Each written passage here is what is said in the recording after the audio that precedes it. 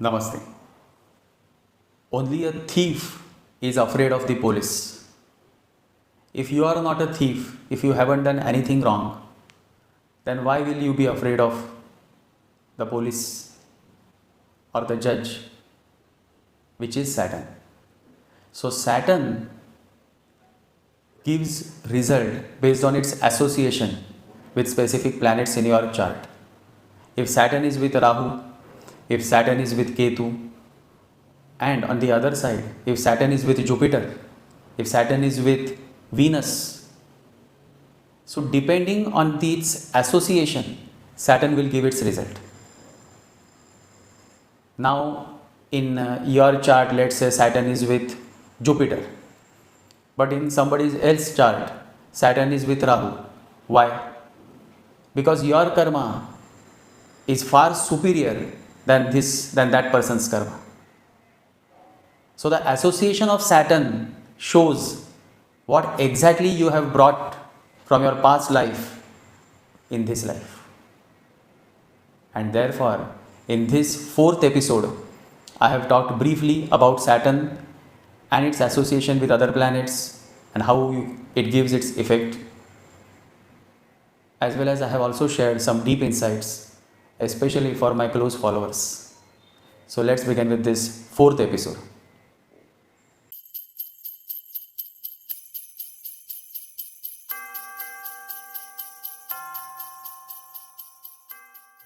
The so-called emotional intelligence that now is being discussed in the boardrooms of executives across the Western world happens when Saturn comes in positive aspect with Jupiter.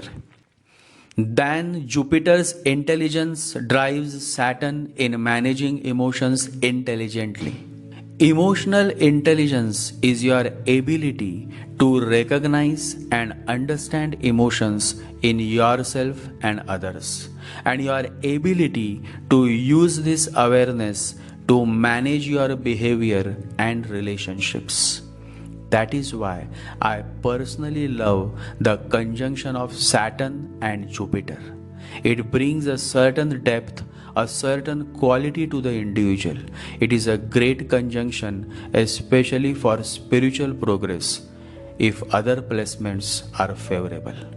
There are only two planets who are dealers, Mercury and Venus. Venus is a selfish planet, bhogi by nature, pleasure seeking by nature, materialistic by nature. These two planets bring the best out of Saturn, bringing the spirit of entrepreneurship, and if other aspects support, then success in business is guaranteed. A successful businessman always has a positive placement of Mercury, Venus and Saturn. Once this party of three favor you, you become a good dealer. So one side of your life, money and pleasures, is taken care of. What suffers is then the other side, the lack of peace within, the lack of love, the bliss, the missing of joy within, and the missing of happiness, the inability of coming to the state of consciousness. Understand the fact, and I insist to all my close followers and listeners, that Saturn cannot let go. Revenge is impossible to deny. A Saturnian person is revengeful. He or she cannot let go. They cannot forgive. They cannot understand. Only a man who can understand can forgive. Buddha says, to understand everything is to forgive everything. Saturn has no space for understanding. An eye for an eye is the only answer that Saturn knows. And so war is impossible to avoid. War becomes the only answer. Revenge becomes the only answer. Punishment becomes the only answer. And so Saturn is feared. But everything in the world can be transformed. God's creation never goes waste if it comes in contact with something, someone who can transform it to its benefit, someone who can uplift it to higher realms of consciousness. And so now, let us see who can transform Saturn's qualities to attain the higher realms of consciousness. And the first one that I remember is Sri Guru, Jupiter, the holy conjunction of Saturn and Jupiter. Now let us see who can transform Saturn's qualities to attain a well-settled love relationship. And that is the evergreen romantic Venus, the sweet conjunction of Saturn and Venus. Let us see who can transform Saturn's qualities to attain pragmatic higher business goals. And that is logical calculative Mercury, the calculative pragmatic conjunction of Saturn and Mercury. Saturn is fine-tuned as long as it comes in conjunction with these three planets, Jupiter or Venus or Mercury. The moment Saturn comes with Mars, Saturn loses its potential to give good results. Somewhere, the karmic cycle of the native, that is his past births, had not been that great. Energy is now slowed down.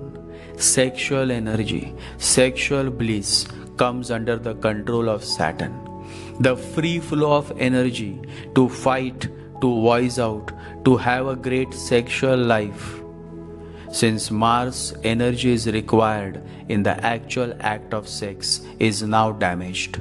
On the other side, the pragmatism of Saturn is hampered by Mars. So both damage each other's qualities, leading to havoc in the native's life. The moment Saturn comes with Sun, consciousness is blocked. The native commits many mistakes because consciousness is missing, ignorance is more. Therefore, his or her life is filled with more tragedies than otherwise. Many losses, many hardships. This happens because understand the fact that this life is the outcome of previous life where the native had committed many acts out of ignorance. So now God is giving him a second chance through the hardships, through the sufferings. If they can realize, if they can turn inward, if they can embark on the journey beyond mind, if they can meditate, then the next life comes with a better Saturn, a better sun placement. The moment Saturn comes with Rahu, it is a cursed life, a Shapit life. Such a person is cursed, and the source or the reason of this curse is desires. Such a person has done certain sinful acts due to absence of awareness in his previous life. Just to achieve certain desire, just to attain certain pleasures, certain goal, he has committed sinful acts. And while doing so, such a person has caused much pain to others, and those others have cursed him. And this curse manifests in the form of Saturn and Rahu conjunction. With this conjunction, the person feels lost. Now desires are not fulfilled, and even if they are fulfilled, the party does not long for lust. And so such a soul remains unsatisfied. It is one of the most unholy conjunction and a very unfortunate state. It is better that I don't say much because truth is hard and everybody cannot digest it. The moment Saturn comes with Moon, a highly political person, cunning, pragmatic. Moon is like water. Whatever color you mix in the water becomes of that color. It is said that the cruel Mughal Emperor Aurangzeb had this placement. He had a moon with Saturn in Taurus sign, and his moon was in Kritika Nakshatra. And history is witness to the fact that how much cunning, how much cruel and political Aurangzeb was. But it is not just this one placement that makes Aurangzeb a highly cunning and political person. But there is one more aspect to his chart, and that is his ascendant, Aquarius. The lord of his ascendant, Saturn, is retrograde. So he has a retrograde Saturn with Moon in Taurus sign. And I have been mentioning again and again that the moment the ascendant lord is seen as retrograde, the native by default is a crooked person. And here Aurangzeb is not only crooked, but his ascendant lord Saturn is also in conjunction with Moon. Retrograde Saturn with Moon. So you all can imagine how terrible this man must have been. It is necessary to note that Mughal Emperor Aurangzeb himself mentions that how sinful he has been throughout his life. Aurangzeb writes, I have sinned terribly and I do not know what punishment awaits me. Before his death, Aurangzeb wrote his last letters to his sons, and in one letter he writes, Old age has arrived, weakness subdues me, and strength has forsaken all my members. I came a stranger into this world, and a stranger I depart. I know nothing of myself, what I am, and for what I am destined. The instant which passed in power has left only sorrow behind it. I have not been the guardian and protector of the empire. My valuable time has been passed vainly. Whole life this man spends in killing millions of innocent Hindu people. He destroyed many Hindu temples. He killed his own brothers and he imprisoned his own father. So much of strength he uses just to acquire power. And look what this man who rules the whole Indian subcontinent as Emperor Aurangzeb for over 20 years writes before his death. He writes, the instant which passed in power has left only sorrow behind it. My valuable time has been passed vainly. This is how it is. Ignorance leads us to many sinful acts, karma, and then you come back to pay for all those acts of ignorance, sin that you had committed. Who knows where would be Aurangzeb now? Maybe still paying for his millions and millions of sins. And who knows where we all be going? Because just like Aurangzeb, we too commit many acts of ignorance, sin, though they may not be as pronounced as Aurangzeb. But we have to be careful, else it would not take much time for us to get lost on the path of Aurangzeb, when we are supposed to follow the path of great kings like Chhatrapati Shivaji, Maharana Pratap.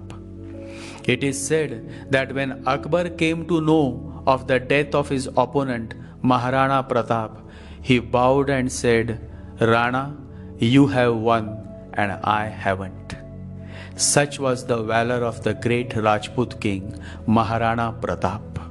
One significant quote of Maharana Pratap is, I do what I do because it is the right thing to do. I am a warrior and it is the way of the warrior to fight superior odds.